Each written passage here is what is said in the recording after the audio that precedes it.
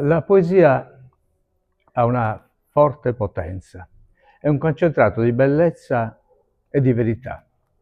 Le parole sono armi, molte volte armi distruttive, riescono a infrangere ogni barriera. Le parole fanno male. L'umanità ha perso il senso delle cose che dice. L'umanità ha perso il senso del dualismo, che vuole che un'idea non prevalga sull'altra. Il dualismo serve per un dialogo che vuole che un'idea si confronti con un'altra idea e non dobbiamo mai permettere che un'idea sia così forte da abbattere l'altra.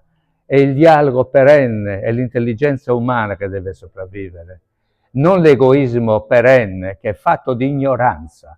La cultura è la culla della civiltà, la cultura è quella cosa che dobbiamo coltivare. Gramscianamente parlando, le persone devono educarsi ad avere una coscienza propria. Per averla bisogna studiare, bisogna di capire, per non essere succubi delle parole che molte volte i politici, le persone che hanno un potere sugli altri, abbiano questo potere seduttivo che riesce a infrangere le coscienze. Bisogna essere forti e capire, avere la possibilità di pensare che quello che pensano gli altri puoi pensarlo anche tu, ma all'interno di un valore che deve accompagnare un'umanità, che deve salvarsi da idee e da pregiudizi osceni, che sono quelli fatti di armarsi per che cosa?